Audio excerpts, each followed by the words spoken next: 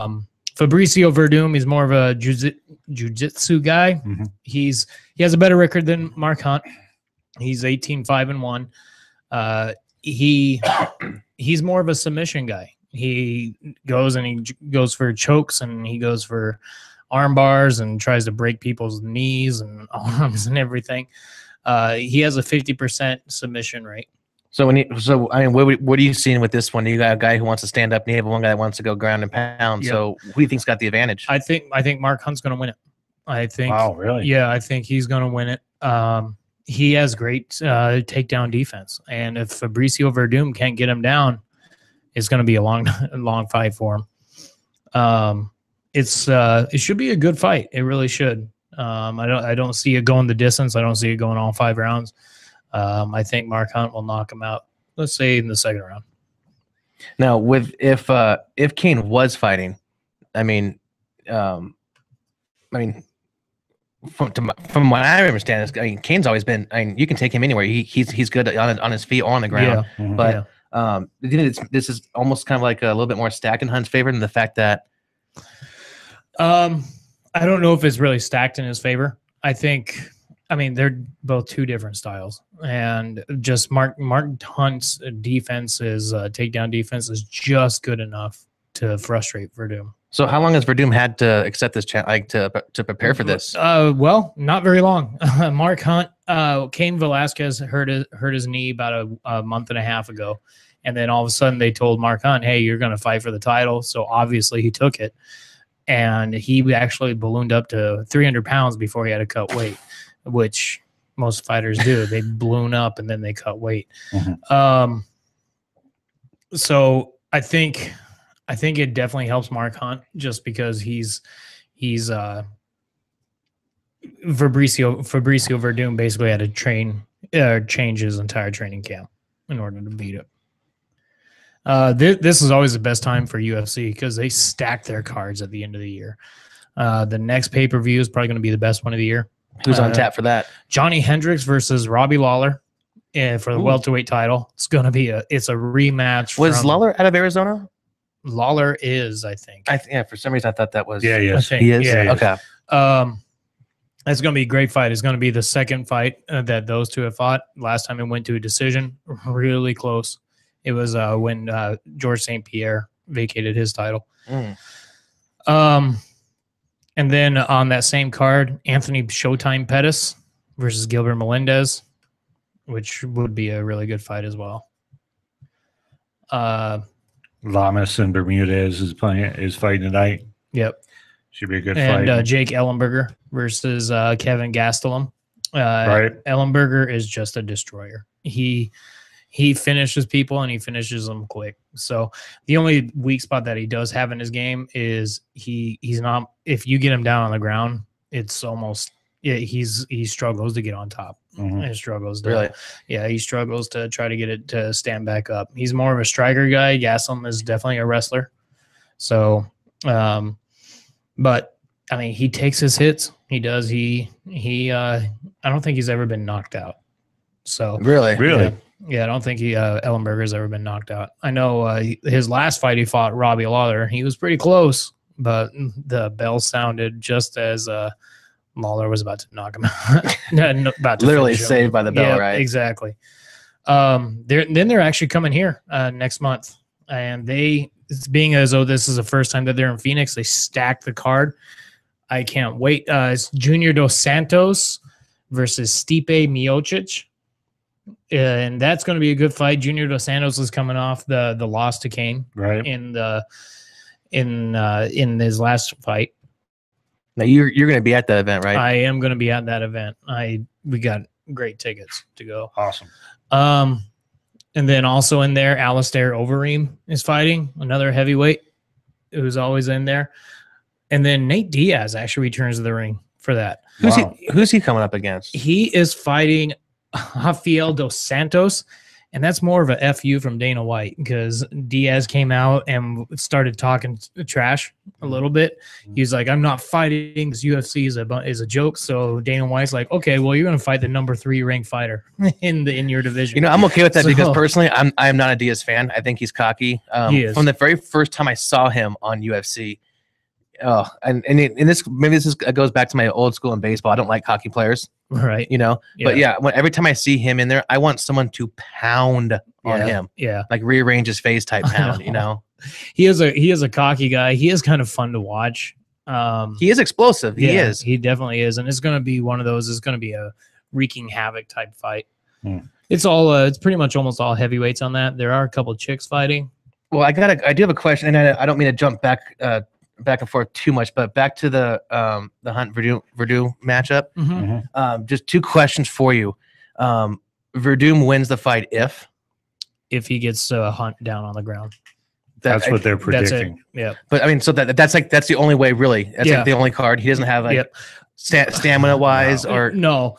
If he starts standing up with Hunt, he just takes punches and he comes right back at you.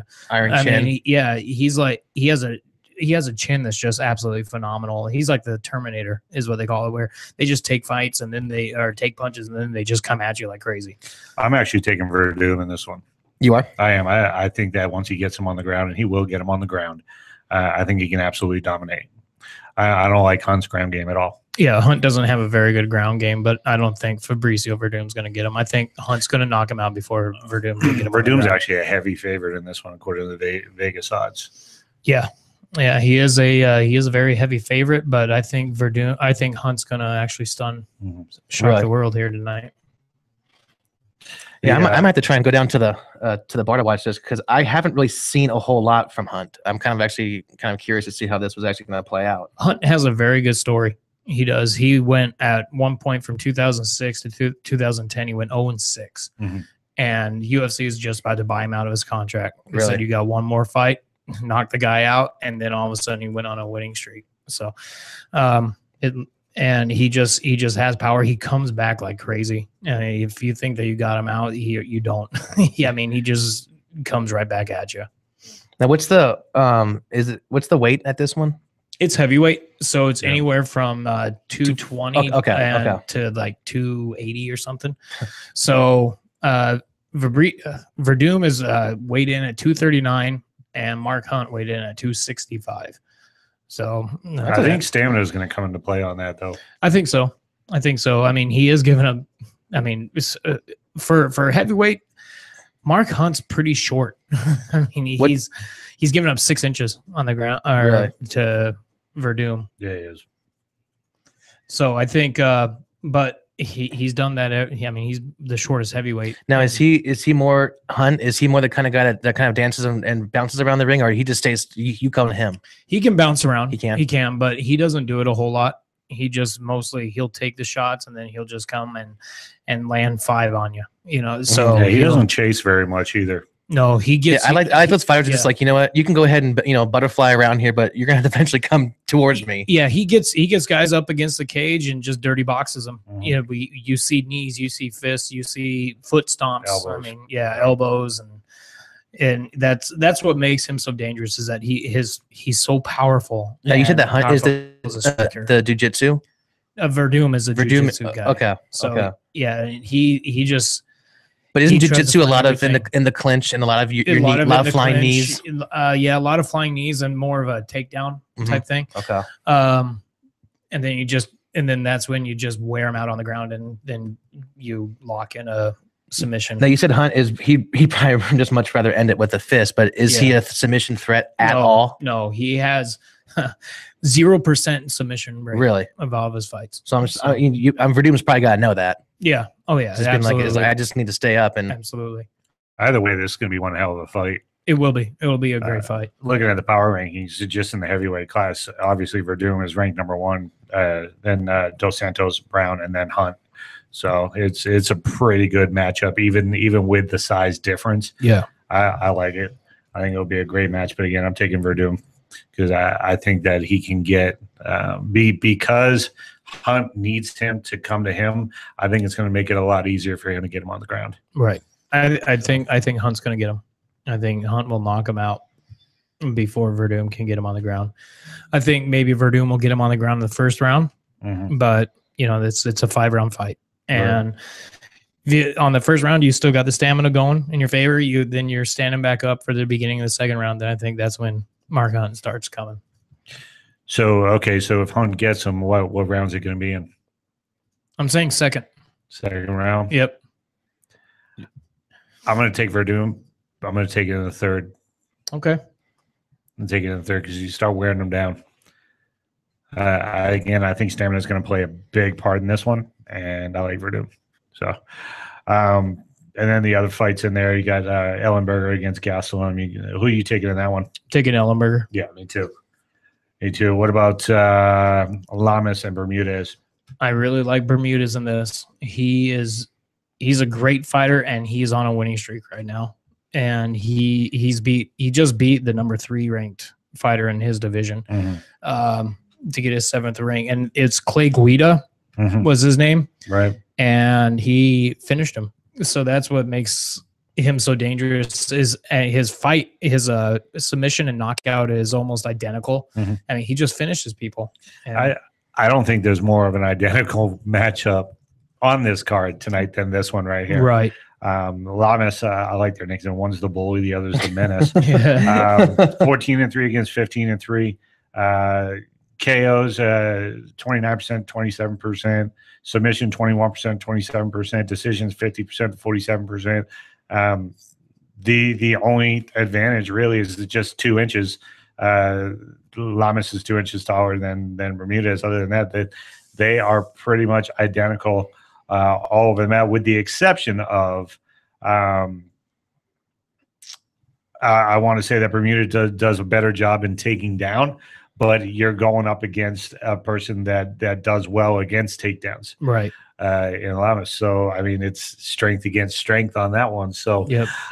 I'm gonna take Lamas. Okay, I'm gonna take Lamas tonight, and no particular reason really. They're matched up very evenly. I think Lamas is a little faster. Yeah. He's a little bit faster with his strikes, so I'm going to take him. Bermudez does a really good job on the ground and pound. So I really think that if Lamas gets Bermudez on the ground, I think Bermudez will actually eventually turn it over and then just start pounding on him. Do a ground and pound. That's the only thing that I think Lamas has to worry about is if he takes him down, you have to stay on top. You have to stay in his guard. Right.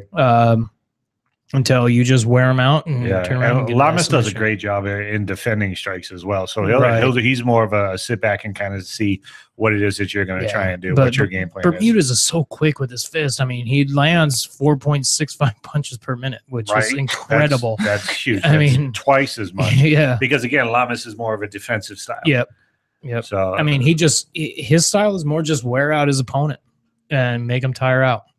So he's like when Brock Lesnar fought, he would withstand the storm at the beginning and then just come back with his own storm. And Lamas is like that, I think, a little bit.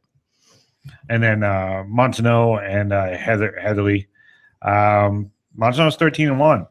Heatherly's 8-2. Submission specialist in Heatherly. Yeah. So I mean, I think that I'm going to take Headley on this one. He again, you got the shorter guy. He's giving him 5 inches, right? But I think Headley can take him down. They're both at 170. This is Montano's UFC debut. Oh, okay. Which is that's you have to withstand those nerves. And Heatherly nickname is Stump, which is great. Ooh. Wow. But you go ahead and try and tell that to his face and make fun of him, Hey, Stump. Yeah. And I think he'll get Montano. So I mean, it's just the way it is usually in that octagon debut. Right.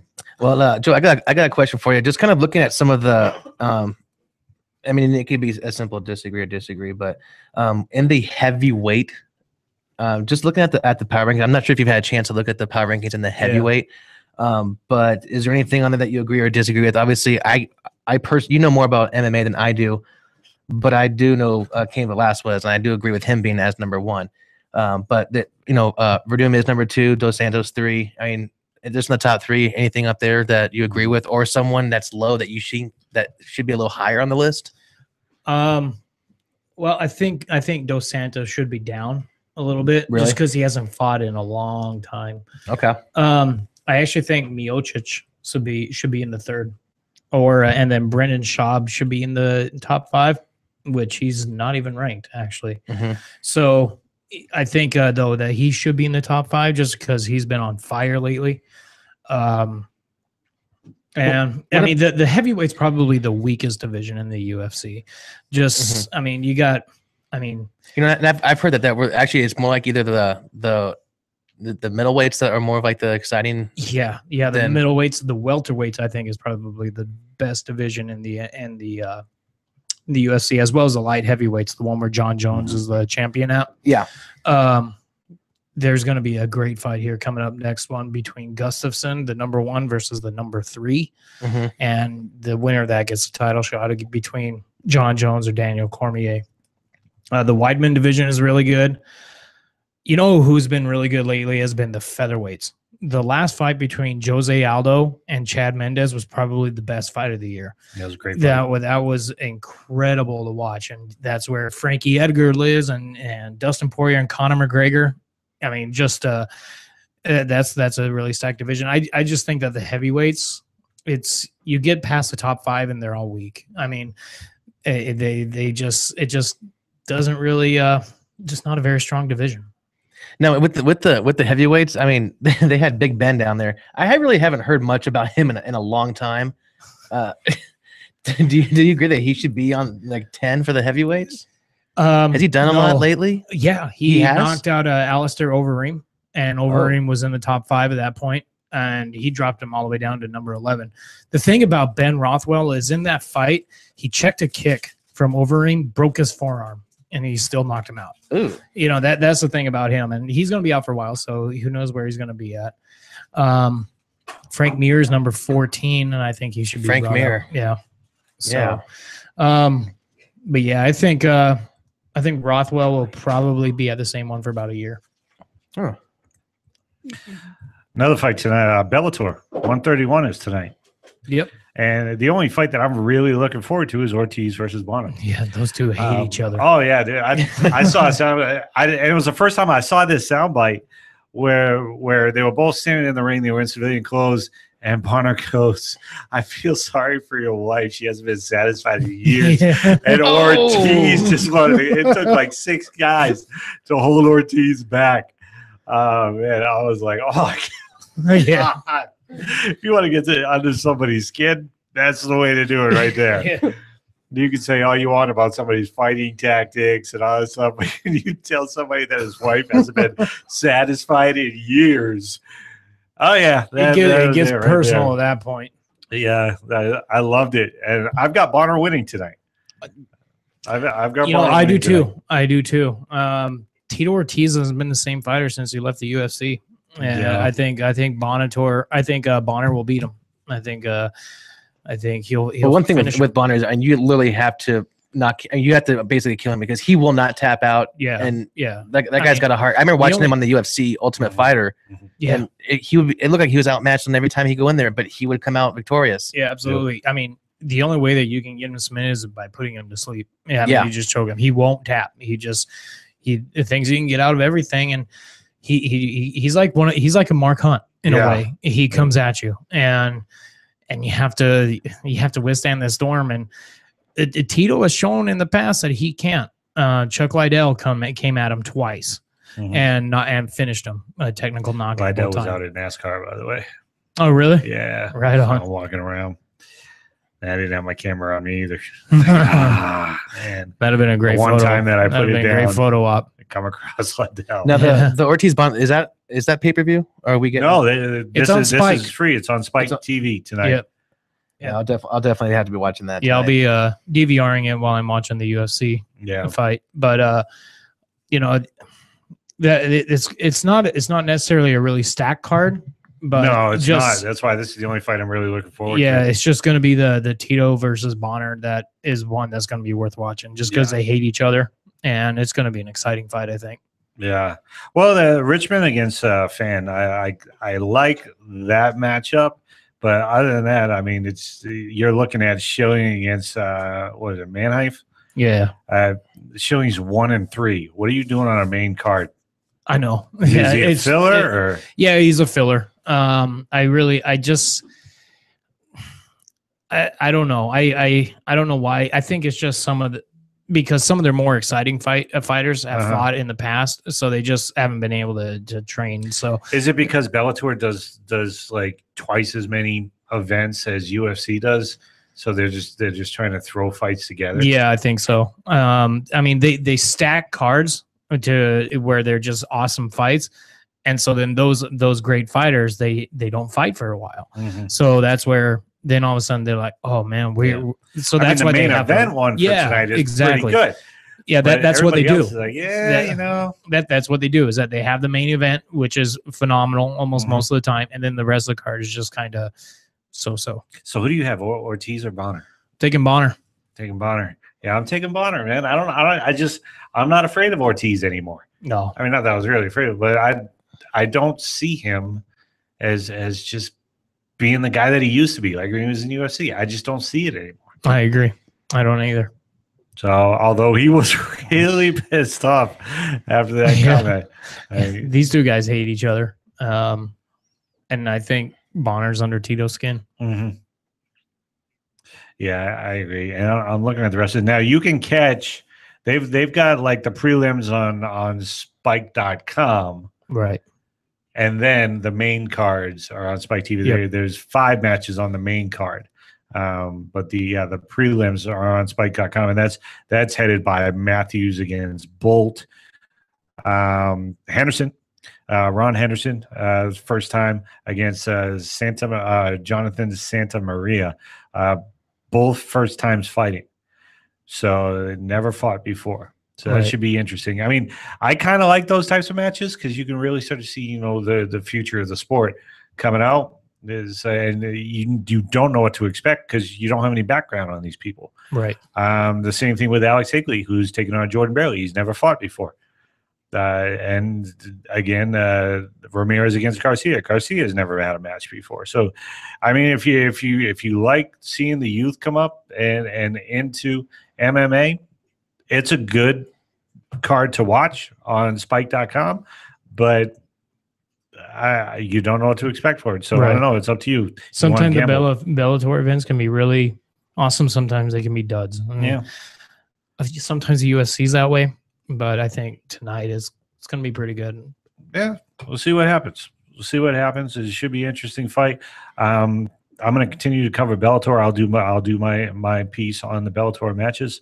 But if you're going to check out the UFC fight, make sure we get an article on that. Absolutely. So, but other than that, that's about it for that segment. Let's go ahead and take a break. We'll be right back.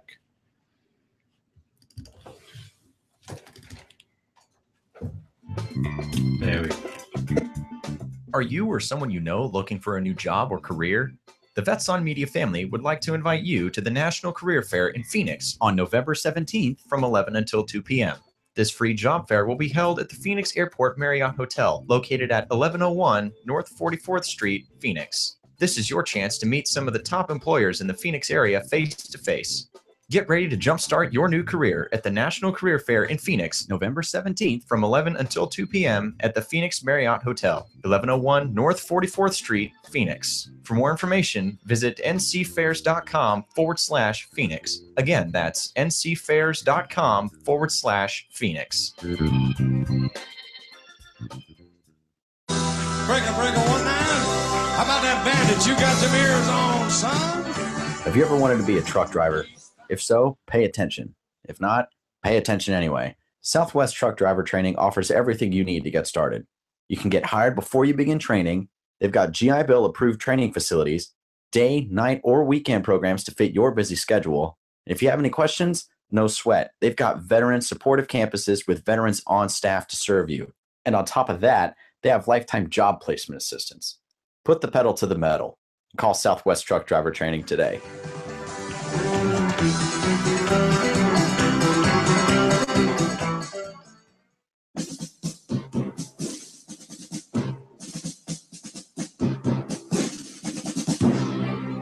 Everyone's going to need an attorney at some point in their life. I'm no different. Hey, everyone, it's James from Vets On. Whether it was my last will and testament before deployment or my ongoing custody battle for my children during my divorce, I needed help, so I lawyered up. If you need help, I urge you to contact Capstrom Law Firm. Capstrom Law Firm in Springfield, Missouri services clients throughout the state in criminal law, personal injury, and family law. With over 13 years practicing law, Tom Capstrom understands both law and court procedures and how stressful they can be. Let Tom Capstrom Law Firm and his dedicated staff take the stress and worry out of a difficult situation by calling him today. We feel so strong about the work that Tom and his staff are doing that he'll be a monthly guest on the show. Tom is a veteran and a listener, for God's sake, so you know the guy is solid and will fight for you. Give Tom a call today by calling 417-864-0552 or email Tom at capstromlaw.com. And don't forget to tell him that Vets On sent you. The choice of a lawyer is an important decision and should not be based solely upon advertising.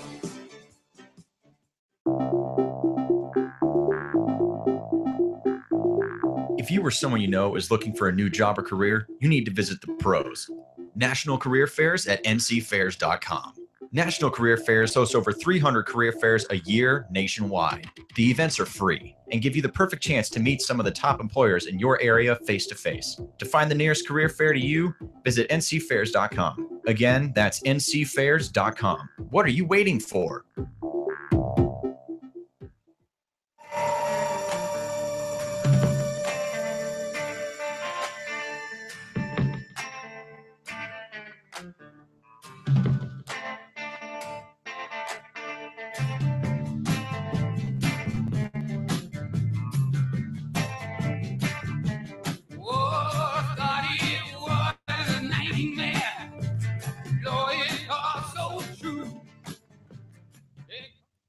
And we're back, ladies and gentlemen. You're listening to JD's Rockin' Sports, the iVetX.com studios in Scottsdale, Arizona. It's Saturday, man. It's Saturday. I was just reminiscing what it's like to be able to play golf on a Saturday and how it will never happen again. So actually it should happen again, hopefully in the near future once I start turning the shows over to you guys. God help us. Where I just turn it over to you guys on a regular basis, and I'll report from like the 9th. And I'm out here on the 19th. We got a little wind out of the east. It's about 5 miles. Actually, it might be like, oh, he's got a difficult shot here. A wind coming out of the east about 5 miles an hour. He's got to be cautious of that hill over there. You know, he shot a 62 so far through 9 holes. But hey, here comes the beer truck, so we're all happy. All right. Last time I went was right before my buddy shipped out for boot for Navy, and we got paired up with these two older guys. One was in Army and one was in the Navy. They were the nicest guys because we were both awful, and they were just totally cool with us. So I don't know their names, but shout out to those guys for being totally cool, not ripping us a new one for dragging them down. Right on. Right on. We touched on it earlier on, but the Major League Baseball awards started coming out. Dodger dominated, which is kind of rare. But I have to agree with it. I have to agree with, obviously, the Cy Young. I can't disagree with that. I mean, if who came in second for the Cy Young for the National League? Johnny Cueto of the Reds. So that tells you how much of a race it actually was. I mean, he had a good year, Right. but Kershaw dominated. Yeah. He did once. I think Wainwright and Cueto were the top two. And then all of a sudden August happened. Wainwright went through a dead arm period, pitched to a 6 ERA in that month. And that's what made him fall out of that race. Yeah. I think had Wainwright had a great August like he'd been pitching all year, I think it would have been a lot closer. Just because Kershaw missed the first month of the season. yeah, I mean, fortunately for Kershaw, that was get hurt early and then be fine. Right. But I mean, if you even go back on some of the shows, I was even agreeing with you as we were getting close through July. Been like, you know, if everything stays the same right now and the season were to end today or nothing were to change, then Wainwright would be holding that trophy. Yeah, absolutely. And I disagree on the on him winning the MVP though. Why so? I don't think pitchers should win MVP. And Even if you dominate? Even if you dominate, I don't. The reason being, they only play 30 games a year. That's it. That's I mean that's I just can't. I mean, whereas you had Stanton, who played 145. I mean, he got hurt for the last 15 days. Took a fastball to the face. I just think I just can't see giving it to someone that only plays part time. Well, when you say part time, obviously you mean they're not in the lineup every single day, right? But no, I can think Aaron will say that you stole that fact, but you found it. That when you do break it up in the terms of taking Stanton, for example, played 145 games, almost a full season. How many at bats he had, and then how many hitters Kershaw faced. It's almost like, again, they don't play every day, right? But a pitcher is involved in every single play, whereas maybe if you're in the outfield, only when it comes to you, right? But if you have someone, let's just say you have Stanton, who had, I don't have it in front of me, I should probably take a look how many at bats he had. But when Aaron had that stat in the beginning, when you look at it, if he has 500 at bats in the season, and a pitcher on their 33 starts faces 500 or 550 batters, there's let's say Kershaw faces 25 batters a game. Okay, then all of a sudden he takes 5 days off. It's not like it's on a consistent. And I completely agree with you, and that I do. Whereas you have one guy who goes in there and plays day game after night game. He's in there every game. He's the most feared player he was the most feared player in the National League. To face. But with that same thing, yes. And because Stanton, I was surprised that Kershaw got the MVP. Yeah. But with that same thing, when every time Stanton is in the lineup and he's in the batter's box, the game changes. Absolutely. When Kershaw takes the hill, the other manager they're completely affected by him pitching. Right. So in that sense, and I agree with you to that regard. Kershaw, I mean, that's another thing. Kershaw didn't even pitch 200 innings this year. Well, I mean, okay, he was at 198, right, in a third, and still though he doubled up his complete games from the last 2 years. Yeah, I mean, I'm not taking away from his accomplishments. I think he did a fantastic job this year. I mean, what, 6 complete games? The question is, where would the Dodgers have been if you take Kershaw out versus where would the Miami Marlins be if you take Stanton out? They would probably be in the same spot. Well, and Joe probably will agree with me on this. You take Clayton out, then the Dodgers, their ace is Greinke, who had a hell of a season, but was actually overlooked because of what happened because of Kershaw. And you take Stanton out. Who's the juice over there in Florida? Right. If you take Stanton out of the lineup, you take Stanton out. Christian they Yelich, still don't make the playoffs. Casey McGee. But here's the thing though with that. I mean, when A-Rod won the MVP for Texas for a last place team, then it still can be done. I mean, look at what the Marlins did. The Marlins surprised everybody by finishing where they did. They were almost at 500. Why? Which for them is huge. Because of Stanton. Because of Stanton. Like his WAR wasn't like his WAR was like 7.8 or like almost 8. Yeah. Yeah, absolutely. I mean, the dude he was just on fire. The way that he reminded me of was when Barry Bonds won those MVPs, because when he was in the lineup, pitchers wouldn't necessarily really pitch to him because they were basically afraid that he was going to take him deep. Mm-hmm. Right, but I can say that I can definitely say this: without Kershaw, they don't win that division. I disagree. Really? Yep. Because then Greinke is the ace. And who had it, like Brent said, he had a great year. Yeah, but that's just they had one guy. Right, but they had a great offense. They did have a great offense this year. I mean, you had D. Gordon leading off. You had Adrian Gonzalez, who knocked in over 100. You had Kemp, who had a great second half. You had Puig all year. They had a good enough offense to win that division without Kershaw. They didn't. I just think that if you take Kershaw off there, the Dodgers still win. They still win that division. Yes. Over San Francisco. Yes. Do you think that Kershaw winning the MVP had anything to do with he had 3 Cy Youngs in the last 4 years? I think there's definitely popularity. Because I honestly, in one of the articles I wrote,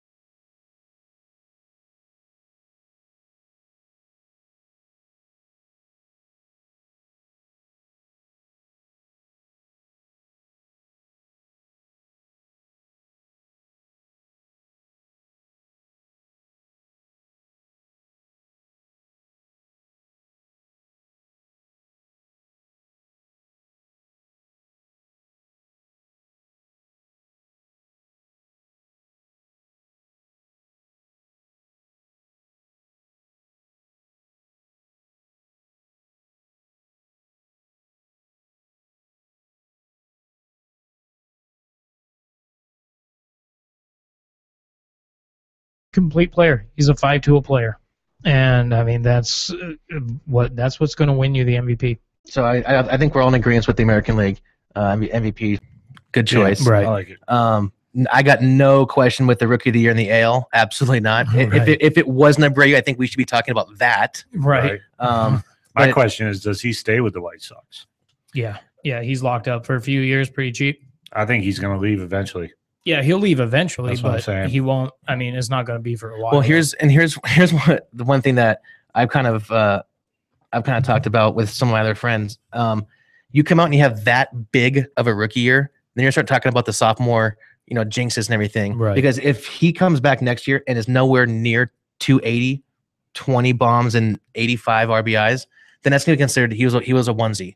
Yeah. Yeah. So he set the bar pretty damn high for him. Yeah. But I think you had some disagree, or you were a little questionable with the NL Rookie of the Year. Yeah. The reason being is because DeGrom came up late in the year. I think he came up in June. Was it June? Okay. Yeah, okay. he came up late June, whereas you had Billy Hamilton playing all year, and he was effective on the base pass. No, absolutely, and he has a smart glove, and he covers quite a bit of range. Right. And actually, being on the Reds, I thought he had a better chance than with DeGrom being on. Right. But you know what? The Mets need something over there in New York, so I'm okay with that aspect. And I'm fine with that. I think DeGrom. He pitched really well. But my main thing about that is that he didn't pitch all year.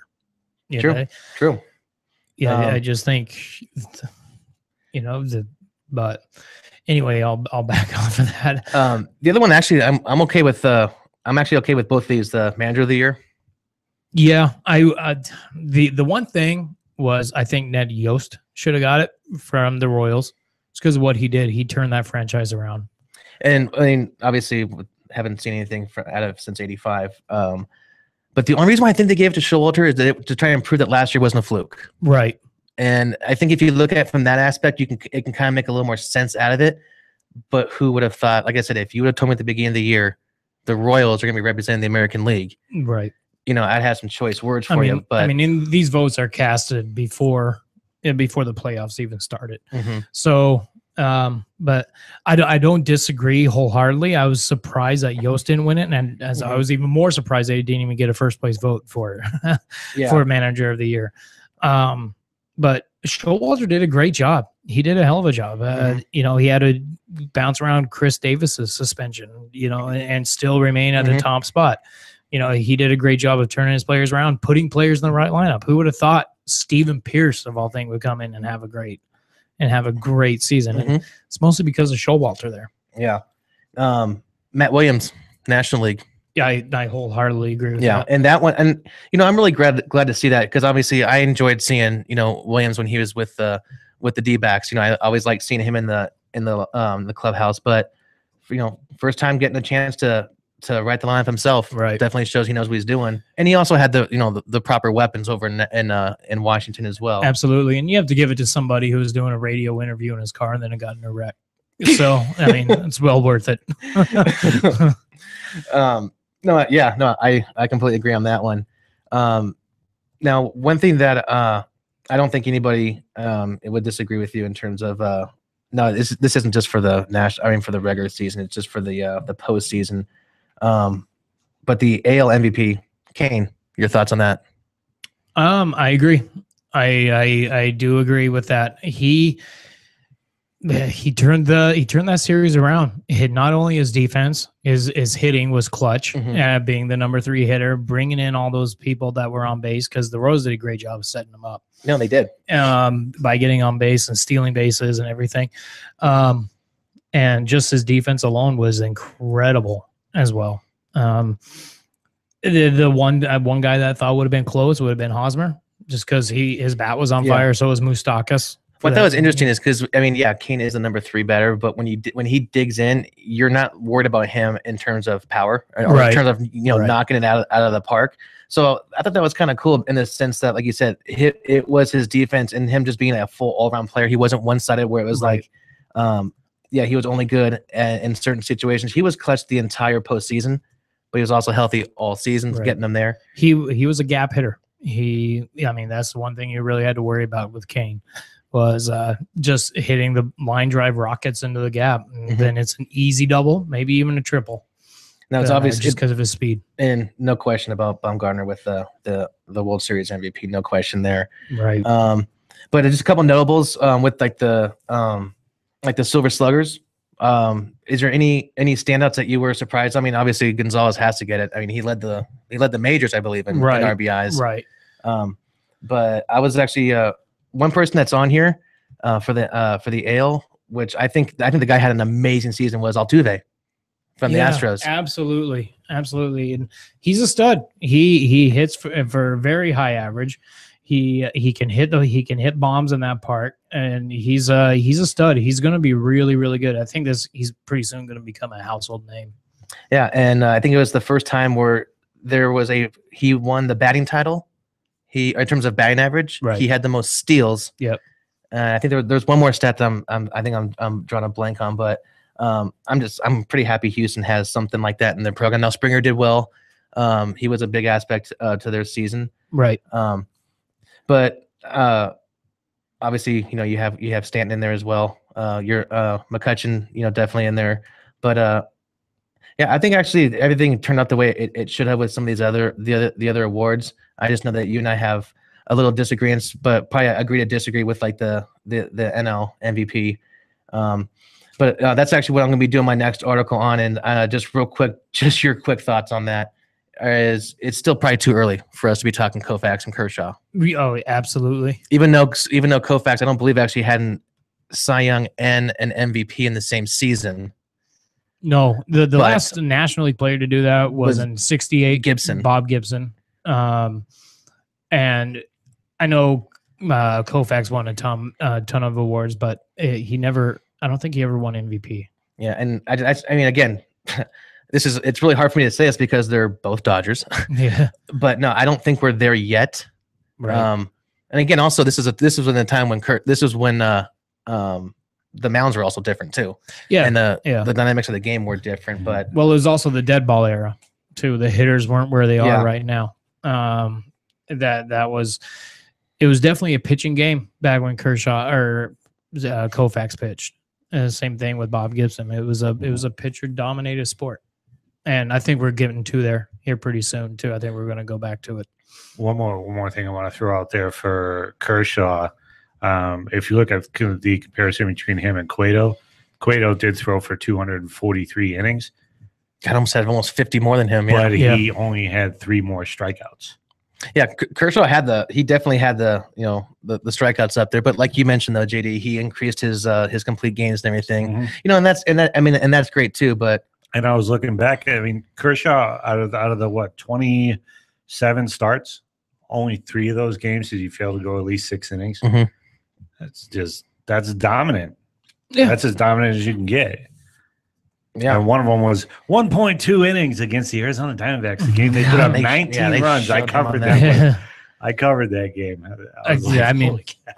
But again, it was only 30 games of a 162 game season. Yeah, and on that I will not disagree with you that one bit.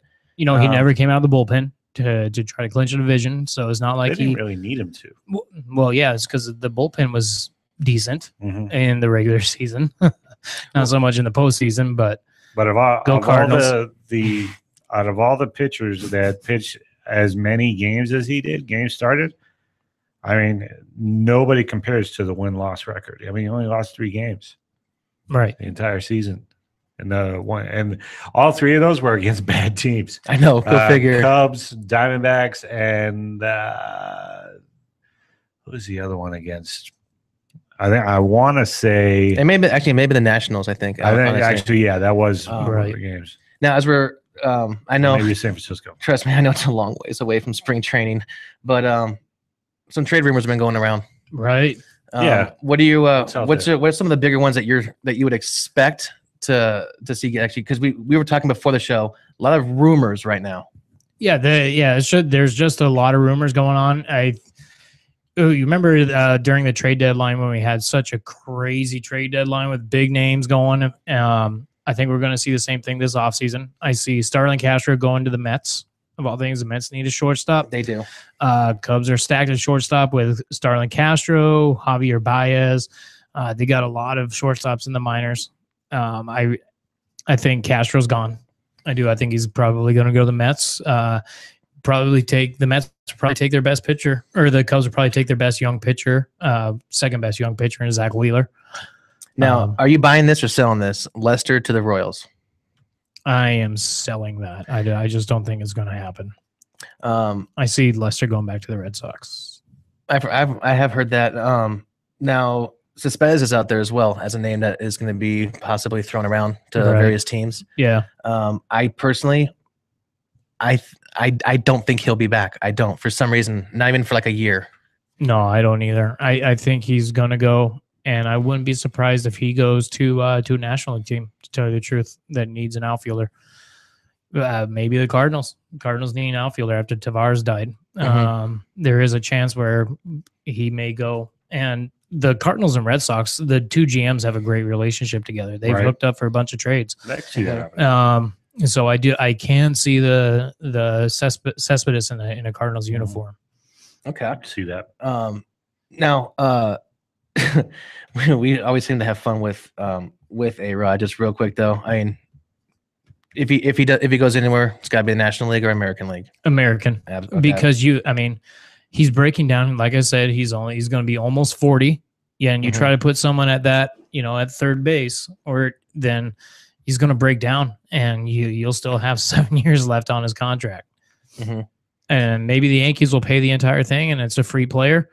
However, the baggage that he comes, I don't think teams are going to risk on that. I think somebody will take the risk.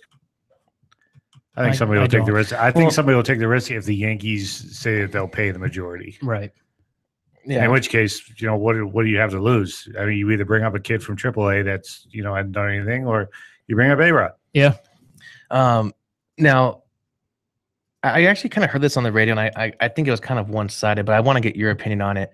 Who do you think is going to be more of an impact just this season? Not talking about because you can't really talk about what they've done in the past, but Cubs have Madden coming in, right? Obviously in the National League, in the American League, you have Molitor going to the Twins, which he's played in. He knows this. He knows the league and knows the organization well.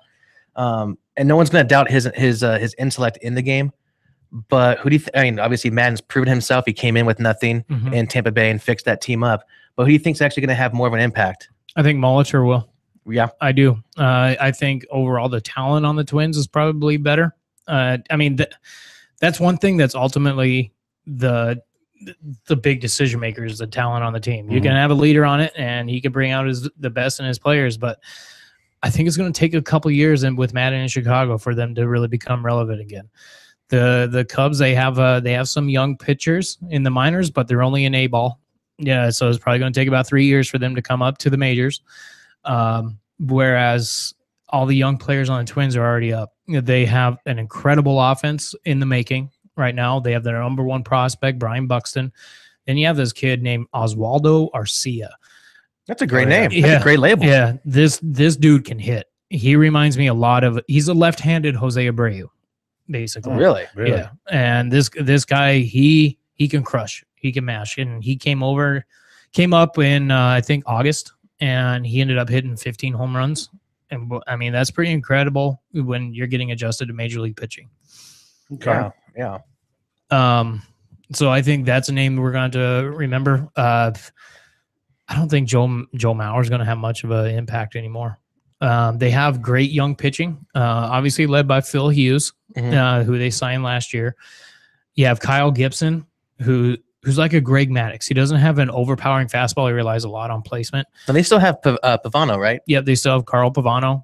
If he can be healthy for an entire season, he's going to make. Well, 2 years ago, when he had that one healthy season with the Dodgers, you can see what he's done. I mean, he did well with the Marlins, I believe, or was it? Yeah, it was the Marlins at that time. Yeah. But the Yankees were paying him that season too. So they've done it before. Kind of going back to the trades, Justin Upton will probably be traded. Yeah, the Braves are probably going to do that. Yeah, you were mentioning about that one to possibly the Mariners. The Mariners could be a fit for him. So can the Reds. The Braves need a starting pitcher though, so I think his landing spot, if he does get traded, will be the Reds for one of their starters, like Johnny Cueto, possibly Homer Bailey, whoever could be sent over. Cardinals need an outfielder, like I was saying. Carlos Gonzalez could be on the trade block from the Rockies, which would be good. Yeah, and when you had mentioned that the rumors were talking about him going to St. Louis. Yep. So- Cargo going to St. Louis, and Cardinals have a bunch of young pitching that they have a surplus of, and I mean you can never have enough pitching. Well, if you're coming from the player's point of view, you know he's got to be happy about going to St. Louis. Oh, absolutely. I think the only thing that he likes is hitting in that ballpark in Colorado. That's probably the only thing, because really the Rockies have been struggling in the NL West. I mean, they fight for fourth place. Yeah. I mean, the one thing that hurts for both Carlos Gonzalez and the Rockies altogether, same with Troy Tulowitzki, is their health. And they have a hard time staying healthy. I think that if both Carlos Gonzalez, Troy Tulowitzki can stay healthy, then you have Justin Morneau, who reinvented himself. Yeah, and I think it's kind of funny when you have someone that did so well in the American League with being able to utilize the DH, comes to the National League and has to play every day, and has one of the best years of his late career. Yeah, and I mean the Rockies could be good, but they just got to stay healthy. Well, if I was in your position, if there was rumors where Cargo would be going to the Dodgers, even though the outfield interested in hearing talks about getting Cargo. Absolutely. Especially if it just takes a young pitcher, or maybe another like outfielder prospect or something like that the Cardinals can give up, because they have a bunch of young pitchers that could be staff aces on a lot of other teams.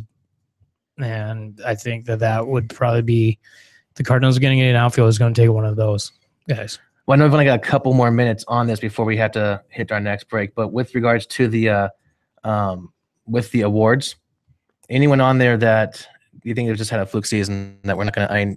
I think Trout, you're going to see him up there again next year, right? For the Cy Young. So I don't know with Kluber. I'm not sure if you would consider him. Heck, he came out of the blue to me, but he had a great season. He did. He had a really good season. I think he led the AL in strikeouts, which is pretty impressive. Overall, I thought Felix Hernandez should have won it just because he was the most consistent. He had the strikeouts, he had the innings, he had the ERA. The dude was pretty. And that's what he does. Yeah, that's what he does. He was in the top 5 of everything. Corey Kluber wasn't.